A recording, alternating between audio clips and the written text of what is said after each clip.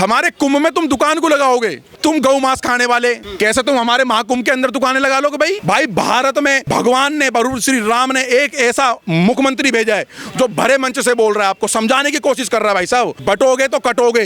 अब तुम क्या चाहते हो? तुम्हारे घरों में आके बैठ जाएगा योगी आदित्यनाथ जी? घरों में आके बैठ जाए। भाई साहब, मेरी माँ से बढ़ करके, मेरी मातृभूमि से बढ़ करके, मेरे धर्म से बढ़ करके मेरे लिए कोई चीज नहीं है इस धरती पर, कोई चीज नहीं है। भाई साहब, में जो दुकानें रोकी जा रही मुसलमानों की लगने से, सही है गलत? बहुत बढ़िया, रुकनी चाहिए।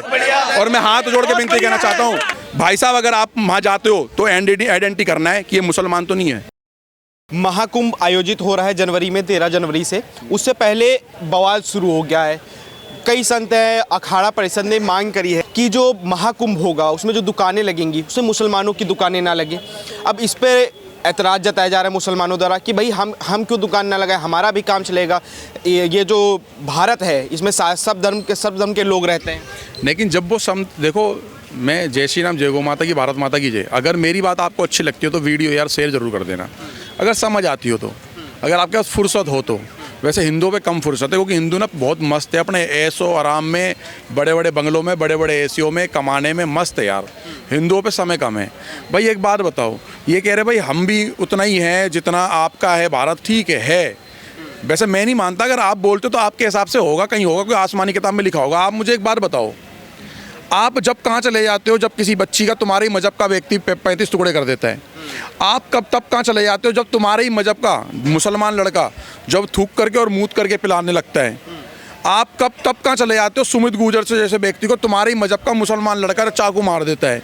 आप तब कहाँ चले जाते हो जब जिहादी किस्म के बिल्कुल ही लीचड़ जिसे कहते हैं कीचड़ सोच वाले क्या कहते हैं, मेवात के अंदर हिंदुओं को और हिंदुओं की बहन बेटियों का मांग का संदूर देख करके पत्थर मारते, गोलियां मारते हैं, और हमारे कई भाइयों को वहाँ पर मार दिया, पुलिसकर्मी को भी मार दिया। आप तब कहाँ चले जाते हो जब कश्मीर में हिंदुओं को मारा जा रहा था? आप तब कहाँ चले जाते हो भजनपुरा, करावल नगर, शास्त्री पारा, इन सब जगहों पर राम शोभा यात्राओं में, जहांगीरपुरी जैसी जगहों पर 2 टके का अंसार कवाड़ी, वो जिहादी बांग्लादेशी घुसपैठिया आतंकी स्लीपर सेल भारत में है, वो पथराव करवा रहा, गोली चला रहा है। आप तब कहाँ चले जाते हो? भाई साहब, अगर आप दुकान लगाने की बात कर रहे हो तो आप उस टाइम भी तो बात करेंगे भाई मारे मुसलमान समाज के बंदे ने इस तरीके से काम करा है।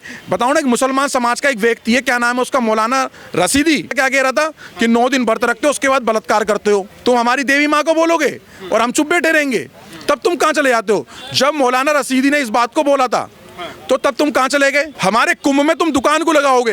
तुम गौ मांस खाने वाले कैसे तुम हमारे महाकुंभ के अंदर दुकानें लगा लोगे? भाई इन्होंने क्या सोचा था कि देश में हिंदू शांत बेटा, हिंदू चुप बेटा, तो ये कुछ भी कह लेंगे, कुछ भी कर लेंगे, कुछ नहीं बोलेगा। कह रहे कि भारत में गंगा जमुनी तहजीब चलती है, तो हिंदू मुस्लिम भाईचारा चलता है, तो अगर मुस्लिम भाई अगर वहाँ पे कुंभ में लगा देंगे, दुकान लगाएंगे तो दिक्कत क्या है? हाँ, गंगा जमुना तहजीब, पांडव नगर की वो 4 साल की बच्ची का बलात्कार एक जिहादी ने करा था, मुसलमान ने है।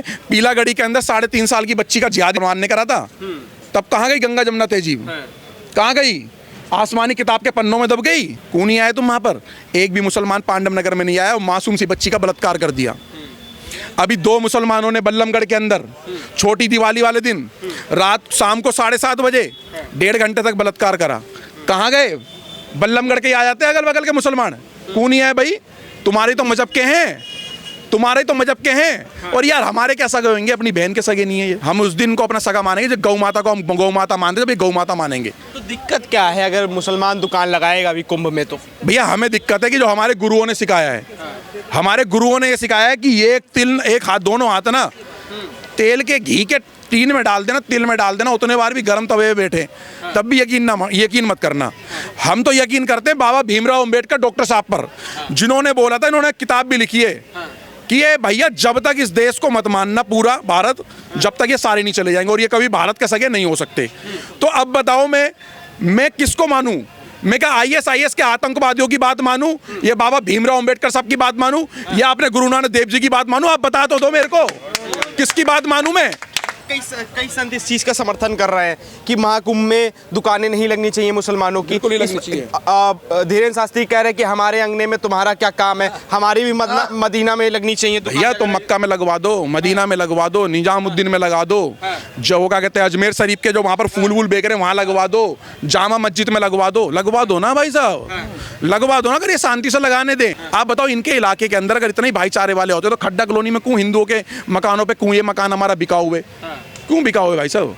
हैं, देश को गजवाए हिंद करने की बात कर रहे हैं, सोल्जरों मतलब कि फलाना ढिमकाना हमारा वो क्या कहते हैं, क्या नाम है इनके, जो वो आक्रांता आए हुए थे। पहली बात तो इनको ये मान लेना चाहिए, ये अगर ये 4 5 6 पीढ़ी 7 पीढ़ी अगर पीछे जाएंगे तो इनके पूर्वज सनातनी मिलेंगे।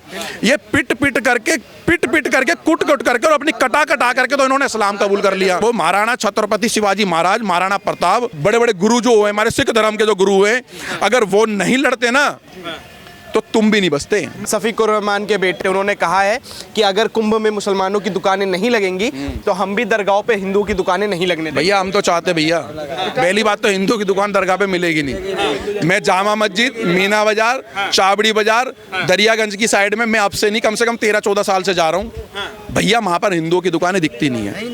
नहीं दिखती। ये करते गुंडागर्दी सदर के अंदर ही की गुंडागर्दी है। कैसे उस वो कपड़े वाले कारोबारी को उन्होंने सदर में कैसे मारा था रात को जब वो अपनी दुकान बढ़ा करके जा रहा था, उसके साथ साथ उसके ना 13 साल 14 साल के बच्चे को भी इन्होंने पीटा था। ये इतने बेहा हैं भाई साहब, इतने जाहिल हैं। आज इनको हम लोग अपनी मार्केट में रख रहे हैं, अपनी दुकानों में रख रहे हैं, अपने यहाँ किराए पे रख रहे हैं। एक मुसलमान नाई पता क्या करता है, सुन लो भाई, सिख की लड़की कितने बजे जा रही है, गुजर की कितने बजे जा रही है, ओ चौधरी सुन लेना हो, बड़े बड़े दादा बने फिरो, मेरे 25 किले पिछवाड़े बढ़ के कश्मीर कलकत्ता बंगाल जैसी जगहों पे तुम्हारे कीले पीले सब, सुन लो चौधरी हो भाई। गुजर की लड़की कितने बजे जा रही है, बनिए की कितने बजे जा रही है, दलित की कितने बजे जा रही है, बौद्धिस्ट की कितने बजे जा रही है भाई साहब, जैन की कितने बजे जा रही है, तेली की कितने बजे जा रही है, बनिए की कितने बजे जा रही है, ठाकुर की कितने बजे जा रही है, सारा डाटा देते हैं ये लोग हमारे साथ भाई। जो एक फेरी वाला जो आता है एकदम से, जैसे मैं मेरे मोहल्ले में एक फेरी वाला आया, जिसकी बात आप कर रहे हो कि जिनकी दुकान हम नहीं लगने देंगे वहां पर कुंभ में, मैं उन्हीं की बात कर रहा हूँ। एक फेरी वाला आता है भाई साहब, कबाड़ा और थोड़ा सा 10 रुपये किलो एक्स्ट्रा कबाड़ा खरीद करके जाता है, लेकिन 3 महीने के बाद वो कबाड़ा मुसलमान वो गायब हो जाता है। उसके बाद वहाँ पर ना 1.5 महीने बाद 1 महीने बाद चोरियाँ चालू हो जाती हैं, लब जिहाद के मैटर चालू हो जाते हैं, और ये चिन्हित कर लेते हैं वो कबाड़ी यहाँ पर एक कमरा खाली है, और वहाँ पर वो भेजते हैं अपने बंदे की, भाई वहाँ जाओ किराए पे रहो। किराए पे रह करके हमने बहुत सारे करे। एक मुसलमान हिंदुओं को कमरा देता ही नहीं था, मैं फरीदाबाद की बता रहा हूँ आपको, देता ही नहीं था वो।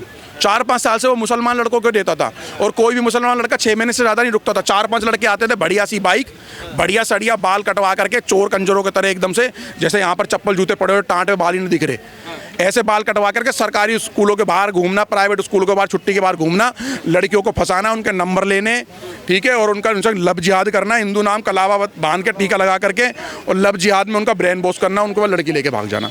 इसको लेके कह रहे हैं कि समाजवादी पार्टी है, कांग्रेस के नेता है, ये सब लोग ये कह रहे हैं कि अगर कुंभ में मुसलमानों की दुकानें नहीं लगेंगी, कटेंगे बटेंगे, ये सब क्या हिंदू मुस्लिम को बांटने की राजनीति कर रहे हैं उत्तर प्रदेश में बीजेपी वाले। एक नंबर की बात है, अगर आप भाई बटोगे तो कटोगे। एक बात बताओ, ये मेरा भाई दलित भाई है, ये मेरा जाट भाई है, ये मेरा गुजर भाई है, ये मेरा ठाकुर भाई है, ये मेरा वाल्मीकि भाई है, ये मेरे सिख भाई हैं। अगर भाई हमें भाई शरीर ही तो है, अंगी तो है, हमारे में तो सभी एक ही तो है हम। एक हमारा यार एक पेड़ होता है ना, पेड़ का जो तना होता है ना भाई साहब, उसकी शाखा ही तो है हम, और उसको ये ठेकेदार कुछ आकर के भाई साहब में बांट रहे हैं। एक वो चंद्रशेखर रावण बल्लमगढ़ नहीं पहुंचा, 7 साल की बच्ची का 1.5-2 घंटे तक बलात्कार करा 2 जिहादियों ने, छोटी दिवाली वाले दिन। आप लोगों ने देखा होगा, सबने देखा होगा, सुना है ना भाई बल्लमगढ़ वाली खबर। कौन नहीं पहुंचा वो ठेकेदार जो कहता जय भीम जय मीम, अरे जय श्री राम जय भीम हम भी बोलते हैं यार, हम भी बाबा भीमराव अम्बेडकर साहब को मानते हैं। हमने तो अपने बाप का नाम नहीं चेंज करा, मेरे आधार कार्ड पे एक ही बाप का नाम लिखा है। अभी भाई साहब ये कर रहे हैं केवल अपनी राजनीति और ये ठेकेदारी, और ये समझने का विषय है। अगर नहीं समझे ना तो शायद तुम तो जी लोगे, तुम्हारे बच्चे भी जी लेंगे, लेकिन तुम्हारे बच्चों को जो कुर्सियों पे बांध के तुम्हारी बच्चों का जब ये बलात्कार करेंगे ना ये राक्षस, तब तुम्हें पता लगेगा। मेरी माँ से बढ़कर के, मेरी मातृभूमि से बढ़कर के, मेरे धर्म से बढ़कर के, और मेरे बच्चे मेरी परिवार से बढ़कर के मेरे लिए कोई चीज नहीं है इस धरती पर, कोई चीज नहीं है भाई साहब। में जो दुकानें रोकी जा रही मुसलमानों की लगने से, सही है गलत? बहुत बढ़िया, रुकनी चाहिए। और मैं हाथ जोड़ के विनती कहना चाहता हूँ भाई साहब, अगर आप वहाँ जाते हो तो आइडेंटिटी करना है कि ये मुसलमान तो नहीं है। भैया इनके बारकोड चेंज हो गए यूपी में, कैसे बारकोड कैसे चल रहे हैं मेरी बात सुन लो।